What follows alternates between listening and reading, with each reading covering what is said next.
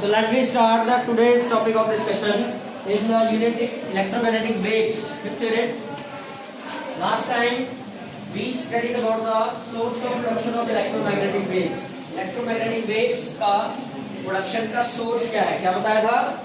Oscillating electric charge, कोई oscillate करता हुआ इलेक्ट्रिक चार्ज इलेक्ट्रोमैग्नेटिक वेव के प्रोडक्शन का सोर्स है। हर्ट्ज एक्सपेरिमेंट में उसने दो मेटलिक प्लेट्स को इंडक्शन कॉइल के साथ अटैच किया, जिससे एक हाई पोटेंशियल दोनों प्लेट्स के ऊपर स्टोर हुआ।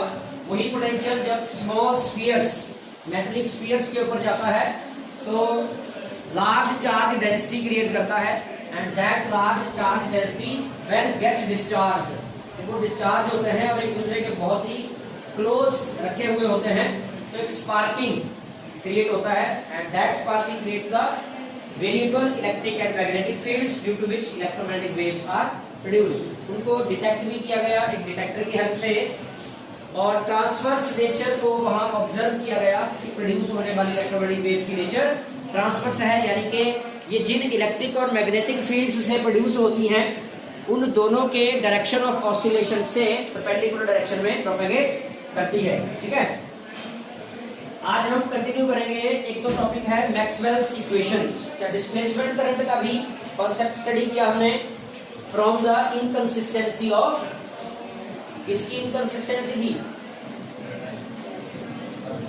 एम्पियर्स सर्कुलर लॉ की इनकंसिस्टेंसी से लिंक किया डिस्प्लेसमेंट करंट में।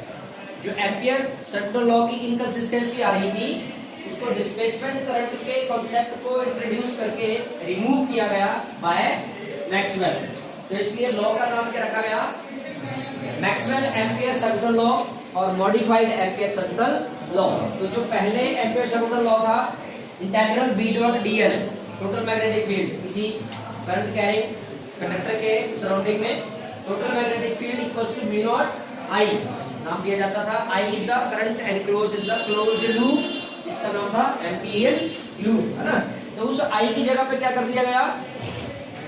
जब मॉडिफाई किया गया उसको, मैक्सवेल ने मॉडिफाई किया डिस्प्लेसमेंट करंट का कॉन्सेप्ट देकर, तो उसी जगह पे क्या आ गया? आई की जगह पे आ गया IC plus ID, conduction current plus displacement current. Displacement current जो कि वेरिंग इलेक्ट्रिक फील्ड के टाइम के रेस्पेक्टिव वेरी होने से प्रोड्यूस होता है। तो इसलिए उसका जो मैथमेटिकल फॉर्मूला था, अगर हम इंटीग्रल बी डॉट डीएल में ही देखें, जिसको हमने आईसी प्लस आईडी लिखा था, तो आईडी की जगह हम क्या लिख सकते हैं?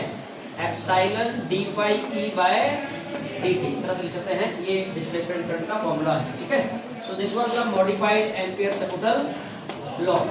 सो ये पॉइंट हमने कल स्टडी कर लिए थे।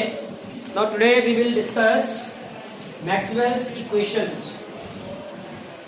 Maxwell's, there are 4 Maxwell's equations, 5.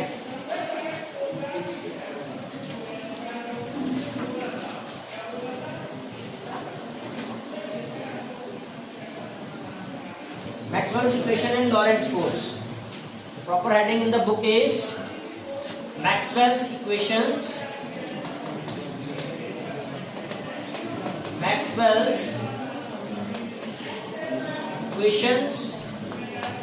and Lorentz force. तो 4 मैक्सवेल की इक्वेशन है और एक है लॉरेंट्ज फोर्स का वो वाला इक्वेशन। तो टोटल दे आर 5 इक्वेशंस। ठीक है, तो वन बाय वन स्टडी करते हैं। सबसे पहला जो मैक्सवेल्स फर्स्ट इक्वेशन है, that is Gauss law in electrostatics. ये कोई नई इक्वेशंस नहीं है, सिर्फ मैक्सवेल जो पहले से स्टडी की हुई इक्वेशंस हैं, स्टेटमेंट्स हैं, लॉज हैं, उनको थोड़ा उनकी सिग्निफिकेंस के साथ डिस्कस कर रहा है कि एक्चुअल में उन लॉज का सिग्निफिकेंस क्या है, इंपॉर्टेंस क्या है। तो गॉस लॉ पहले से दिए जा चुका है इलेक्ट्रोस्टैटिक्स का। क्या होता है ये?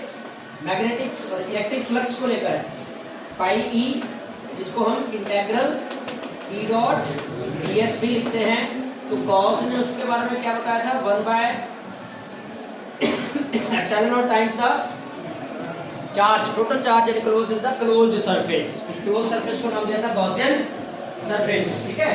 ये गॉस लॉ इलेक्ट्रोस्टैटिक्स का है और इसी से मिलता जुलता गॉस लॉ इन मैग्नेटिज्म या magnetostatics.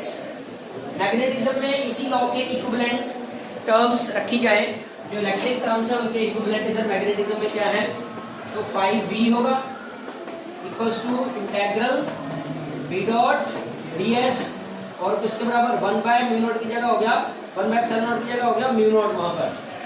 Permeability of free space, ये परमिटिविटी होती है। और q की जगह पर जो किसी इलेक्ट्रिक डाइपोल के लिए चार्ज होता है, डाइपोल को जब हम इलेक्ट्रिक में ड्रॉ करते हैं तो नेगेटिव पॉजिटिव चार्ज है उसके, और मैग्नेटिज्म में डाइपोल बनाते हैं तो उसके नॉर्थ और साउथ पोल होते हैं, और नॉर्थ साउथ पोल की जो पोलैरिटी होती है, पोलैरिटी जैसे चार्ज का अपना मैग्नीट्यूड है उसको Q से रिप्रेजेंट कर रहे हैं, वैसे नॉर्थ पोल की जो स्ट्रेंथ है वो पोलैरिटी है उसकी, और जिसको रिप्रेजेंट करते हैं हम स्मॉल m से। North pole as positive, south pole as negative polarity. ये एक मैग्नेटिक डाइपोल है जिसमें स्मॉल m उसकी पोलर स्ट्रेंथ को रिप्रेजेंट कर रहा है, पोल की स्ट्रेंथ को रिप्रेजेंट करता है, जिस तरह से इलेक्ट्रिक डाइपोल में Q उसके चार्ज के मैग्नीट्यूड को रिप्रेजेंट करता है डाइपोल, ठीक है। तो यहाँ पर Q की जगह पर हो जाएगा ये स्मॉल m, लेकिन स्टेटमेंट में क्या कहा उसने, द नेट चार्ज एनक्लोज। तो इलेक्ट्रिक सिचुएशन में तो चार्जेस कम ज्यादा हो सकते हैं, इसलिए नेट चार्ज कहीं नॉन जीरो भी हो सकता है। लेकिन नेट पोलैरिटी की अगर बात करें तो डाइपोल क्योंकि अकेला एग्जिस्ट नहीं करता है, जितनी ये पॉजिटिव पोलैरिटी है उतनी नेगेटिव है, तो नेट पोलैरिटी कितनी होगी, डाइपोल में नेट पोलैरिटी हमेशा जीरो होगी, तो mu not into zero equals to that is zero. तो गॉस लॉ इन मैग्नेटिज्म क्या स्टेटमेंट दे रहा है, integral b dot ds magnetic flux equal to zero दे रहा है वो। अब इन दोनों लॉ को जब हम एक साथ स्टडी कर रहे हैं under the heading Maxwell's equation, ये मैक्सवेल की फर्स्ट इक्वेशन है, मैक्सवेल की सेकंड इक्वेशन है। तो Maxwell's first equation second equation दोनों के सिग्निफिकेंस के ऊपर आए, इंपॉर्टेंस के ऊपर आए, तो ये दोनों एक्सप्लेन कर रही हैं दोनों इक्वेशंस कि इलेक्ट्रिक मोनोपोल तो एग्जिस्ट कर सकता है लेकिन मैग्नेटिक मोनोपोल एग्जिस्ट नहीं करेगा। कहां से इंडिकेट हो रहा है, ये वैल्यू जीरो आना इंडिकेट कर रही है कि मैग्नेटिक मोनोपोल कभी भी मैग्नेट का अकेला पोल एग्जिस्ट नहीं करता है, मैग्नेट हमेशा डाइपोल में ही एग्जिस्ट करती है ना। तो ये इसका इंपॉर्टेंस है। क्लियर हो गया बात। Second equation, the third equation Maxwell's third equation that is Faraday's law ही है ये, इंटीग्रल E डॉट dl यानी कि ईएमएफ, फैराडे सेकंड लॉ के अकॉर्डिंग ये ईएमएफ का ही एक्सप्रेशन है जो कि negative rate of change of magnetic flux के बराबर होती है। तो उस चीज को यहाँ थोड़ा सा चेंज करके लिखा गया है, negative d by d t integral B dot d S. B dot d S क्या होती है, मैग्नेटिक फ्लक्स, और मैग्नेटिक फ्लक्स का time rate of change E dot d l का मतलब ईएमएफ। तो ये फैराडेज, इसको हम अगर हेडिंग में लिखें जैसे ऊपर लिखा था हमने गॉस लॉ इन मैग्नेटिज्म या गॉस लॉ इन इलेक्ट्रोस्टैटिक्स, तो इसको लिखेंगे Faraday's law of electromagnetic induction. तो ये थर्ड इक्वेशन है मैक्सवेल की, इसका नाम क्या है, Faraday's law of electromagnetic induction. ये बताता है ये लॉ कि ये दोनों टर्म्स जो हैं इलेक्ट्रिसिटी एंड मैग्नेटिज्म, ये एक दूसरे की कंप्लीमेंट्री है, पूरक है ना।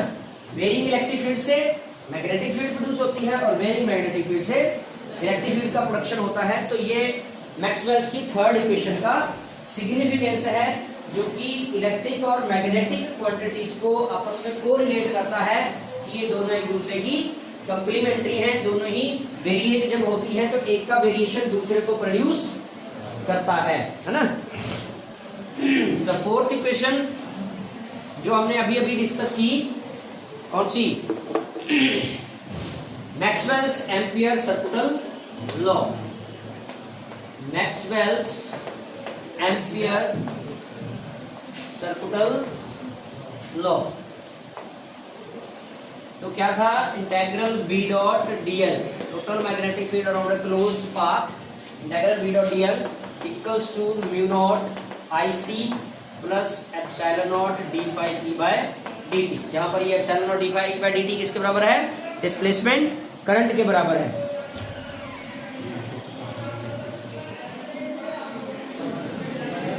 So in the equation Maxwell's ampere circular law which indicates the continuity of current, इसका जो इम्पोर्टेंस है, सिग्निफिकेंस है, ये सर्किट में करंट की कंटिन्यूटी को इंडिकेट करता है। जिस तरह से हमने एग्जांपल लिया था एक कैपेसिटर का, ठीक है, जब मॉडिफिकेशन इसमें किया था तो एक लूप कैपेसिटर की प्लेट्स के अंदर ली हुई थी, एक बाहर ली हुई थी।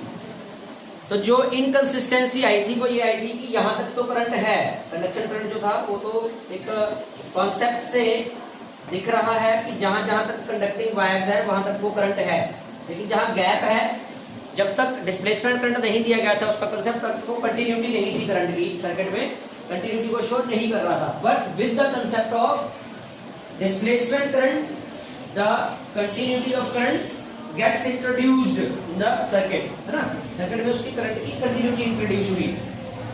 सही बात, ठीक है। तो यहां से यहां तक जो बैटरी का जैसे पॉजिटिव टर्मिनल है, यहां से लेकर कैपेसिटर की प्लेट ए तक कंडक्शन करंट हो गया। कंडक्शन करंट किसकी वजह से, due to drift of electrons in the conductor. और दोनों कैपेसिटर प्लेट्स ए और बी के बीच में जो करंट है वो डिस्प्लेसमेंट करंट है, जो कि वेरिंग इलेक्ट्रिक फील्ड की वजह से प्रोड्यूस हो रहा है। तो ओवरऑल पूरे सर्किट में करंट की कंटिन्यूटी है। इसको Maxwell's ampere circular law explain करता है, ठीक है बेटा। And in the heading we have written, ये तो चार होगी Maxwell equation, 1 2 3 4, Gauss law electrostatic, Gauss law magnetostatics, Faraday law of electromagnetic induction, और चौथा मैक्सवेल्स एम्पियर इक्वेशन, है ना, या Maxwell's modified equation. And the fifth one is Lorentz force, जैसा हेडिंग में ही उसने दिया हुआ है, लॉरेंट्ज फोर्स। लॉरेंट्ज फोर्स क्या होती है, जब एक चार्ज को इलेक्ट्रिक और मैग्नेटिक फील्ड दोनों में ही छोड़ा जाता है। चार्ज जिस फील्ड में मूव कर रहा है, जिस रीजन में मूव कर रहा है, वहां इलेक्ट्रिक और मैग्नेटिक दोनों फील्ड्स मौजूद हो, तो चार्ज के ऊपर इलेक्ट्रिक फील्ड का भी फोर्स लगेगा और मैग्नेटिक फील्ड का भी फोर्स लगेगा। तो उन फोर्सेस का जो टोटल सम है that is called Lorentz force. तो लॉरेंट्ज फोर्स को अगर हम एफ से रिप्रेजेंट करें तो वो चार्ज पे लगने वाली इलेक्ट्रिक फील्ड की फोर्स प्लस चार्ज पे लगने वाली मैग्नेटिक फील्ड की फोर्स का सम है, ठीक है। So F E is equal to Q B B sine theta, F is equal to Q E, ये आपकी फर्स्ट यूनिट में आता है ना। एफ इज इक्वल टू, ये इलेक्ट्रिक फोर्स वाला जो है, इलेक्ट्रिक फील्ड एक वेक्टर क्वांटिटी है तो ऊपर वेक्टर लगा देते हैं, प्लस जो मैग्नेटिक फील्ड का फोर्स होता है वो क्यू वी क्रॉस वी, या क्रॉस प्रोडक्ट को ओपन करें तो q v B sine theta. ये थर्ड यूनिट में आया है, force acting on the charge particle due to magnetic field, ठीक है। तो इन दोनों में क्यू कॉमन है, तो ब्रैकेट के अंदर क्या आ जाता है, E vector plus V cross V, ठीक है बेटा। तो this total force is called Lorentz force, ठीक है। तो ये इसके टॉपिक से रिलेटेड पॉइंट्स थे। नेक्स्ट हम टॉपिक स्टडी करेंगे properties of electromagnetic waves. Topic is important characteristics, ठीक है। हेडिंग हमारा ये 5.10 important characteristics of electromagnetic waves. Characteristics हम लोग प्रॉपर्टीज भी कह सकते हैं, प्रॉपर्टीज ऑफ इलेक्ट्रोमैग्नेटिक वेव्स। जिन इलेक्ट्रोमैग्नेटिक वेव्स की हम यहाँ बात कर रहे हैं उनकी क्या खासियत है, क्या मेन पॉइंट्स हैं, वो थोड़ा सा इस टॉपिक में हम स्टडी करेंगे। प्रॉपर्टीज और according to here heading characteristics, one and the same thing, ठीक है, of electromagnetic waves. One by one कुछ पॉइंट्स हैं। The electromagnetic waves are produced by accelerated oscillating charge. सबसे पहला पॉइंट क्या कह रहा है, प्रोड्यूस्ड बाय ऑसिलेटिंग या एक्सीलरेटिंग चार्ज से प्रोड्यूस होती है। दूसरा point, these waves do not require material medium for propagation। ये आप प्रीवियस क्लासेस से पढ़ते आ रहे हो, पिछली क्लास में भी आपने 3 टाइप की वेव स्टडी की थी। कौन कौन सी? मैकेनिकल वेव्स, एक ये इलेक्ट्रोमैग्नेटिक वेव्स, और दूसरी तीसरी थी मैटर वेव्स। मैटर वेव्स अभी आप आगे चलकर पढ़ेंगे। मटेरियल पार्टिकल से रिलेटेड जो वेव्स होती हैं, इलेक्ट्रॉन, प्रोटॉन, न्यूट्रॉन, इनको हम एक और नाम देते हैं डी ब्रॉगली वेव्स, है ना। डी ब्रॉगली ने मास को और वेवलेंथ को कोरिलेट किया था उन वेव्स के जरिए। तो उसके अलावा जो 2 वेव्स थी, मैकेनिकल वेव्स और इलेक्ट्रोमैग्नेटिक वेव्स, तो वहां डिफरेंस पड़ा डेफिनेशन में हमने कि मैकेनिकल वेव्स वो हैं जिनको ट्रैवल करने के लिए मटेरियल मीडियम की जरूरत होती है, जैसे साउंड वेव, और एक ही इलेक्ट्रोमैग्नेटिक वेव है विच डू नॉट रिक्वायर। तो यही वो पॉइंट फिर से आ रहा है कि प्रॉपर्टीज में do not require material medium for propagation. जैसे for example light wave is a electromagnetic wave, है ना। लाइट जो कि वैक्यूम में 3 × 10⁸ मीटर पर सेकंड से ट्रैवल करती है, तो इसको ट्रैवल करने के लिए मटेरियल मीडियम की जरूरत नहीं होती है ना। These waves travel in the free space। अब इनकी जो स्पीड का फॉर्मूला है ना, speed in free space and speed in medium, ध्यान देना थोड़ा सा। तो फ्री स्पेस में जैसे कि वैल्यू के बारे में तो हम जानते हैं ये कितनी होती है, 3 × 10⁸ मीटर पर सेकेंड। उस चीज को यहाँ जिन कॉन्स्टेंट्स से कैलकुलेट किया गया वो absolute permeability and absolute permittivity of the medium है। तो फ्री स्पेस में जो सिंबल है उसका वो सी से रिप्रेजेंट करते हैं ना, speed of light in free space 1/√μ0। ये फॉर्मूला है उसका, 1/√μ0 एप्सिलॉन। कहने का मतलब अगर μ0 एप्सिलॉन की वैल्यू रखी है उसका स्क्वायर रूट करें तो हमारे पास वैल्यू कितनी आएगी, 3 × 10⁸ मीटर पर सेकंड वैल्यू आ जाएगी। ठीक है बेटा। बात करें स्पीड इन मीडियम की, सिंबल होगा v। चेंजेस क्या करेंगे, जहां ये μ0 एप्सिलॉन लिए हैं उनकी जगह पर क्या लेंगे, म्यू एप्सिलॉन। मीडियम के परमिएबिलिटी और मीडियम की ही क्या परमिटिविटी, है ना। मीडियम की परमिएबिलिटी और मीडियम की परमिटिविटी दोनों आ जाएगी। और इन परमिटिविटी और परमिएबिलिटी को इनकी रिलेटिव परमिएबिलिटी की फॉर्म में रखें, रिलेटिव परमिटिविटी की फॉर्म में रखें। तो फॉर्मूला में क्या चेंज आएगा, mu will be equal to μr × μ0 और एप्सिलॉन हो जाएगा एप्सिलॉन r × एप्सिलॉन। अब इसको 2 अलग अलग पार्ट्स में कर दें। एक स्क्वायर रूट में रख लिए हमने μ0 एप्सिलॉन, एक में रख लिए μr एप्सिलॉन r। तो ये इतना पार्ट है, ये अभी स्टडी किया हमने, किसके बराबर है, c के बराबर है ये। तो डिवाइड बाय कितना रह गया, square root μr epsilon r। अब डिनोमिनेटर में कुछ ना कुछ फैक्टर होगा, ये कुछ नॉन जीरो वैल्यू डिनोमिनेटर में अगर आ रही है, ग्रेटर देन 1 भी होगी ये। तो इसका मतलब जो v है और c है इन दोनों को कंपेयर करें तो v c से बड़ी होगी या छोटी होगी, v की वैल्यू c को कुछ फैक्टर से डिवाइड करके आ रही है। सो v will be less than c, यानी कि मीडियम में वैक्यूम के अलावा जो भी दूसरे मीडियम होंगे उनमें लाइट की स्पीड कम होगी rather than the vacuum, speed in vacuum. ठीक है, सबसे ज्यादा जो स्पीड होगी वो वैक्यूम में होगी उसका। ठीक है, fastest in electromagnetic waves the sinusoidal forms in both electric and magnetic field vectors, E vector B vector. ये उसकी डेफिनेशन दे रहा है ट्रांसवर्स नेचर की, कैरेक्टरिस्टिक्स की बात कर रहे हैं ना। ठीक है, तो चौथा पॉइंट जो आ रहा है कैरेक्टरिस्टिक्स में कि सिनुसाइडल फॉर्म में इलेक्ट्रोमैग्नेटिक वेव को प्रोड्यूस करने वाली इलेक्ट्रिक और magnetic field mutually perpendicular direction में ऑसिलेट होगी। इलेक्ट्रिक और magnetic field mutually perpendicular direction में ऑसिलेट होगी और उनसे प्रोड्यूस होने वाली इलेक्ट्रोमैग्नेटिक वेव उन दोनों से परपेंडिकुलर डायरेक्शन में मूव करेगी। That means the nature of the wave is transversal. अब इसको हम ग्राफिकली दिखाएं तो अगर हम इधर इलेक्ट्रिक फील्ड के वेरिएशन को लेट करते हैं, इस एक्सिस में मैग्नेटिक फील्ड के वेरिएशन को लेट करते हैं, तो इट मींस जो ईएम वेव होगी वो इन दोनों से परपेंडिकुलर डायरेक्शन में प्रोपेगेट करेगी। This is called transverse nature of electromagnetic wave. Next point, ratio of amplitude of electric to magnetic field equals to the velocity of light. क्या statement दिया? Ratio of amplitude of electric to magnetic field. E not by B not क्या है? E not electric field का amplitude, B not magnetic field का amplitude है। तो इन दोनों का रेशियो वेलोसिटी ऑफ लाइट के बराबर है, इसकी प्रॉपर्टी है। Next point is the cross product E cross B always tells the direction. जैसे वेक्टर प्रोडक्ट होता है ना, इलेक्ट्रोमैग्नेटिक वेव को प्रोड्यूस करने वाले ये दोनों क्या हैं? वेक्टर है। इलेक्ट्रिक फील्ड भी वेक्टर क्वांटिटी है, मैग्नेटिक फील्ड भी वेक्टर क्वांटिटी है। तो इलेक्ट्रोमैग्नेटिक वेव के डायरेक्शन को क्या बताएगा? इन दोनों वेक्टर का cross product E vector cross B vector gives the direction of propagation of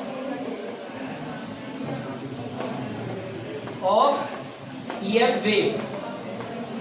automatically होता क्या है कि A क्रॉस B दो वेक्टर का जो क्रॉस प्रोडक्ट होता है, जिस प्लेन में वो दोनों वेक्टर एग्जिस्ट करते हैं उससे परपेंडिकुलर डायरेक्शन में होता है, जिसको हम राइट हैंड थंब रूल से फाइंड आउट कर सकते हैं। एक बार पढ़ चुके इस चीज को, तो उसी चीज को यहाँ यूज करके इलेक्ट्रोमैग्नेटिक वेव का डायरेक्शन पता करना है। The direction of variation of electromagnetic field vector perpendicular to the ये भी पॉइंट हो गया हमारा। Velocity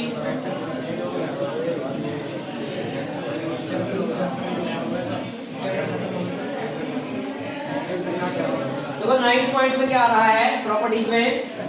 the point is the electromagnetic waves carry energy. ध्यान से पढ़ना जरा। Electromagnetic wave carry energy which is divided equally between electric field and magnetic field vectors. जो इलेक्ट्रोमैग्नेटिक वेव की टोटल एनर्जी है वो उसके इलेक्ट्रिक और मैग्नेटिक फील्ड वेक्टर में इक्वली डिवाइडेड है। मान लो इलेक्ट्रोमैग्नेटिक वेव में 26 जूल्स ऑफ एनर्जी है ना? इलेक्ट्रोमैग्नेटिक वेव है 26 जूल्स ऑफ एनर्जी। तो उस एनर्जी का आधा हिस्सा इलेक्ट्रिकल फॉर्म में होगा, आधा हिस्सा इक्वल में डिवाइडेड होंगे। वो तो इलेक्ट्रिक एनर्जी का पार्ट होगा उसमें 13 जूल, मैग्नेटिक एनर्जी का भी पार्ट उसमें 13 जूल होगा, इक्वल इक्वल होगा। ठीक है, बात समझ में आ रही है? अब इस चीज को मैथमेटिकली अगर हम लिखें, ये मानते हुए कि U एनर्जी है इलेक्ट्रोमैग्नेटिक वेव की, तो इलेक्ट्रोमैग्नेटिक वेव की जो एनर्जी है, एक तो ये बात होगी कि उसकी इलेक्ट्रिक एनर्जी डेंसिटी और मैग्नेटिक एनर्जी डेंसिटी का सम है। ठीक है, energy density of electromagnetic wave is the sum of electric energy density and magnetic energy density. और इससे भी ज्यादा ये कि ये इलेक्ट्रिक एनर्जी डेंसिटी और मैग्नेटिक एनर्जी डेंसिटी दोनों इक्वल हैं। दोनों क्या हैं? इक्वल हैं। अब इन दोनों के जो अपने अपने एक्सप्रेशंस हैं, अपने अपने एक्सप्रेशन, इलेक्ट्रिक एनर्जी डेंसिटी का एक्सप्रेशन है half epsilon not E square. क्या फॉर्मूला ये? Half epsilon not E square is the electric energy density. ठीक है, और इसी के ही इक्विवेलेंट मैग्नेटिक एनर्जी डेंसिटी का फॉर्मूला है, ये जो एप्सिलॉन नॉट यहाँ आ रहा है इसका इक्विवेलेंट म्यू नॉट होगा, जो यहाँ डिनोमिनेटर में है 1/2 म्यू नॉट, और ई स्क्वायर की जगह वहां इक्विवेलेंट अब उसकी होगी v स्क्वायर होगी मैग्नेटिज्म में। क्लियर है? ये फॉर्मूला मैग्नेटिक एनर्जी डेंसिटी। तो अब आपको क्वेश्चन हो सकता है prove that UE equals to UB, है ना? अगर आपको ये प्रूव करना है तो कैसे कैसे प्रूव करेंगे? हम UE से शुरू करते हैं, that is 1/2 epsilon not E square. E से मतलब यहाँ उसकी रूट मीन स्क्वायर वैल्यू से है। E का मतलब क्या है? ERMS है वो। तो अगर उसको उसकी मैक्सिमम वैल्यू के फॉर्म में लिखना है तो हमारे पास रिलेशन होगा क्या? E not equals to √2 times ERMS, है ना? ऐसे होता है। इसका मतलब ERMS किसके बराबर? E not by √2। So we can substitute here 1/2 epsilon not E not square by √2 का स्क्वायर हो जाएगा 2, है ना? E नॉट को रिप्लेस कर दिया, ई आर एम एस को ई नॉट से रिप्लेस कर दिया, ठीक है। ये बन गया 1/4 एप्सिलॉन नॉट और साथ में E naught square. Now we have also C is equal to, अभी हमने पढ़ा था वो ऊपर लिखा हुआ equation, E not by B naught. तो यहां से ई नॉट की वैल्यू कितनी आ जाएगी, सी बी नॉट, कितनी आ जाएगी, सी बी नॉट। सब्स्टिट्यूट कर देते हैं यहां पर 1/4 epsilon naught C square B not square. Clear? अभी हमने C का एक्सप्रेशन लिखा था, C इज √1/म्यू नॉट एप्सिलॉन नॉट, ऐसा था। तो C स्क्वायर कितना हो जाएगा, 1/म्यू नॉट एप्सिलॉन नॉट। ये जो स्क्वायर रूट है वो तो क्या स्क्वायर हो गया, C स्क्वायर की जगह रख दो 1/म्यू नॉट एप्सिलॉन नॉट और इनटू बी नॉट का स्क्वायर। एप्सिलॉन नॉट से एप्सिलॉन नॉट कट गया, हमारे पास डिनोमिनेटर में बचा 1/4 mu not into B not square. अब हम बी नॉट को BRMS की फॉर्म में रखते हैं। बी नॉट जो एम्पलीट्यूड है, मैक्सिमम वैल्यू है मैग्नेटिक फील्ड का, उसको उसके root mean square value form में। तो सेम यही वाला एक्सप्रेशन होगा, B not will be equal to √2 BRMS। इसकी जगह स्क्वायर है इसका, ये पहले तो 1/4 म्यू नॉट डिनोमिनेटर में बी नॉट स्क्वायर, √2 का स्क्वायर 2 हो जाएगा और इनटू BRMS स्क्वायर। 2 से ये कट गया, we got 1/2 mu not denominator में और BRMS स्क्वायर का मतलब बी स्क्वायर। यही फार्मूला यहाँ देखिए आप, 1/2 mu not into B square. तो किसके बराबर आ गया ये, U for magnetic energy density, ठीक है। So UT equals to UB। इस तरह से प्रूव होता है। तो कहने का मतलब ये है कि इलेक्ट्रोमैग्नेटिक वेव की जो टोटल एनर्जी है वो इक्वली डिवाइडेड है उसकी इलेक्ट्रिक और मैग्नेटिक एनर्जी वेक्टर्स में, ठीक है बेटा। एक पॉइंट आता है यहाँ पर the property of electromagnetic wave में, that electric field vector is called light vector, ठीक है। पॉइंट को अंडरस्टैंड करना है यहाँ।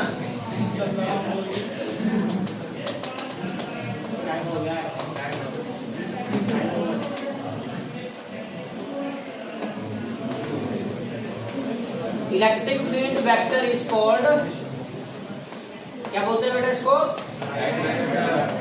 अब कारण देना है। कई बार क्वेश्चन हो सकता है electric field vector of the electromagnetic wave is called light vector, why, क्यों बोलते हैं उसको लाइट वेक्टर। तो उसका कारण ये है कि जितने भी ऑप्टिकल फिनोमिना है, लाइट से रिलेटेड जितने भी फिनोमिना है, रिफ्लेक्शन, रिफ्रैक्शन, डिस्पर्जन, पोलराइजेशन, इन सभी के लिए जो रिस्पॉन्सिबल होगा वो इलेक्ट्रोमैग्नेटिक वेव का इलेक्ट्रिक फील्ड वेक्टर होगा। That's why it is called light vector, ठीक है। For all the optical phenomenas the electric field vector of electromagnetic wave is responsible, that's why it is called light vector, ठीक है। So these are the properties of electromagnetic waves. The remaining topics we will study in the next lecture.